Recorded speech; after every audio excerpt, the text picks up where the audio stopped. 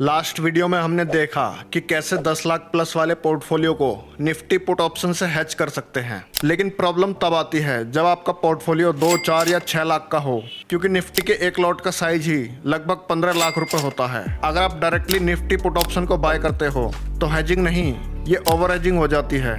बिल्कुल वैसे ही जैसे आपने 2 लाख की गाड़ी के लिए 5 लाख का इंश्योरेंस ले लिया हो। तो छोटे पोर्टफोलियो को स्मार्ट तरीके से मैनेज और प्रोटेक्ट किया जाता है। इस वीडियो में आपको 5 प्रैक्टिकल स्ट्रेटजीज बताऊंगा जो मैं खुद 2 से 5 लाख के पोर्टफोलियो के लिए यूज करता हूं।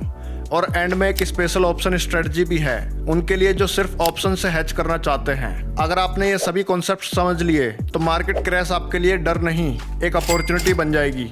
अगर आप इस चैनल पर नए हैं या फिर अभी तक सब्सक्राइब नहीं किया तो जल्दी सब्सक्राइब करो अगर आप सच में स्टॉक मार्केट सीखना चाहते हैं। मैं कोई सेबी रजिस्टर्ड एडवाइजर नहीं हूँ, ये वीडियो सिर्फ एजुकेशन के लिए है। इन्वेस्टिंग या ट्रेडिंग करने से पहले अपनी रिसर्च करें, बैक टेस्टिंग करें और अपने फाइनेंशियल एडवाइजर से जरूर सलाह लें। तो चलिए शुरू करते हैं। Strategy number 1, asset allocation. सबसे पहली और सबसे अंडररेटेड स्ट्रेटजी है एसेट एलोकेशन। लोग इसे इग्नोर करते हैं क्योंकि ये बोरिंग लगती है, लेकिन क्रैश के टाइम पर यही आपको सबसे पहले बचाती है। तो चलिए समझते हैं कि अपने पोर्टफोलियो के एसेट्स को कैसे एलोकेट करना चाहिए। 60 से 65% इक्विटी, आपके रेगुलर स्टॉक्स, 10 से 15% डेट, लिक्विड फंड या बॉन्ड्स, ये आपके पोर्टफोलियो को स्टेबिलिटी देते हैं। 10 से 15% गोल्ड, गोल्ड हमेशा क्राइसिस, इन्फ्लेशन और वॉर के टाइम पर ऊपर जाता है। 5 से 10% कैश, मार्केट क्रैश में जब सब कुछ सस्ता मिलेगा तब आप इसी कैश से और स्टॉक्स को सस्ते में खरीद सकते हो। Strategy number 2, gold investments. मान लो आपके पास 3 लाख का पोर्टफोलियो है और अकॉर्डिंग टू रूल्स आपके पास पोर्टफोलियो का 15% यानी कि 45,000 रुपये गोल्ड में इन्वेस्ट होना चाहिए। सपोज क्रैश कंफर्म हो गया है और निफ्टी अपने 200 डीएमए के नीचे ट्रेड करने लगा, तब आपको अपने हाई वोलेटाइल स्टॉक्स पोर्टफोलियो की 15% वैल्यू के बराबर सेल करने हैं और उस फंड को भी गोल्ड में शिफ्ट करना है। अब आपके पास टोटल 90,000 का गोल्ड है। अब मैथ समझो, जब मार्केट 10% गिरेगा तो आपका बचा हुआ इक्विटी पोर्टफोलियो लगभग 18 से 20,000 के लॉस में चला जाएगा। लेकिन क्रैश के टाइम पर गोल्ड अक्सर 5 से 8% तक जंप कर जाता है, तो वही 90,000 का गोल्ड इन्वेस्टमेंट आपको 7200 का प्रॉफिट भी देगा। आपका नेट लॉस कम हो जाएगा। सबसे बड़ी बात, इसमें आपका कोई पैसा खर्च नहीं होगा जैसे ऑप्शन प्रीमियम में होता है। गोल्ड खुद एक एसेट है जो आपको लॉन्ग टर्म में रिटर्न भी देगा। Strategy number 3, sector rotation. India में यूएस की तरह इनवर्स ETF नहीं है जो मार्केट गिरने पर प्रॉफिट देते हैं, लेकिन हम डिफेंसिव सेक्टर्स का यूज कर सकते हैं जब मार्केट में डर का माहौल हो, जैसे अभी 2026 में जियोपॉलिटिक्स की वजह से हो रहा है। तो हाई रिस्क सेक्टर वाले स्टॉक्स को छोड़ के पैसा डिफेंसिव सेक्टर में जाने लगता है, जैसे FMCG। क्रैश में भी लोग खाना पीना बंद नहीं करेंगे। फार्मा, बीमारी क्रैश देखकर नहीं आती। और यूटिलिटीज, बिजली और पानी की जरूरत हमेशा रहेगी।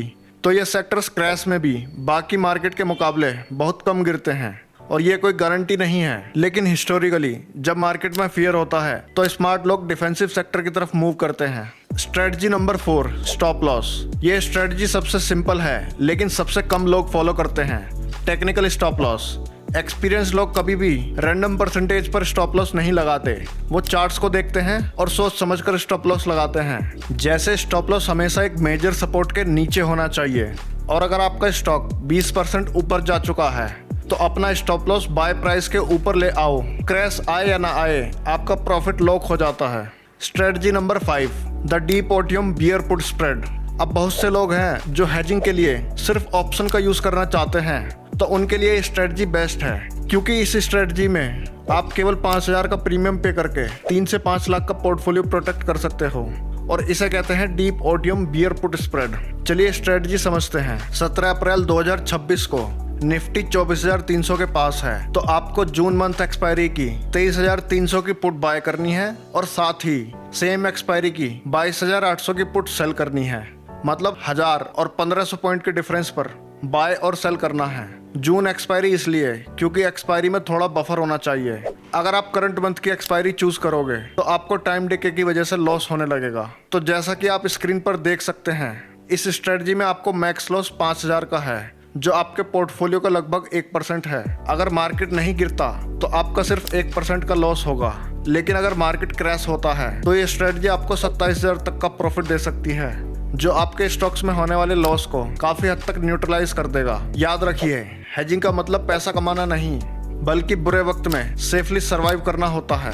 जब चारों तरफ पैनिक हो, लोग डर में अपने स्टॉक्स बेच रहे हों, तब आप सुकून की नींद सो सकते हो, क्योंकि आपने सिर्फ 5,000 में अपना पोर्टफोलियो सिक्योर कर लिया है। यही पावर होती है सही नॉलेज की। अगर आप ऐसी ही नॉलेज पैक्ड वीडियोस और रियल मार्केट स्ट्रेटजीज को सीखना और समझना चाहते हैं, तो इन्वेस्ट मोड को अभी सब्सक्राइब करें, ताकि हर वीडियो अपडेट आपको सबसे पहले मिले।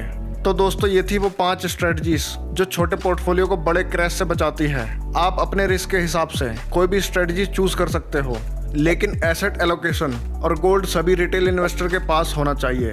अगर आपके किसी फ्रेंड या फैमिली मेंबर का पोर्टफोलियो रेड में है, तो ये वीडियो उनके साथ शेयर करके उनकी हेल्प जरूर करें। और अगर आपने इस वीडियो का फर्स्ट पार्ट नहीं देखा, जहां हमने 10 लाख प्लस वाले पोर्टफोलियो की बात की है, तो आप आई बटन पर क्लिक करके देख सकते हैं। और अगर वीडियो अच्छी लगी तो वीडियो को लाइक जरूर करें। कमेंट में बताएं कि आपका पोर्टफोलियो साइज कितना है और आप इनमें से कौन सी स्ट्रेटजी अप्लाई करने वाले हैं। तो फिर मिलते हैं नेक्स्ट वीडियो में। Thank you.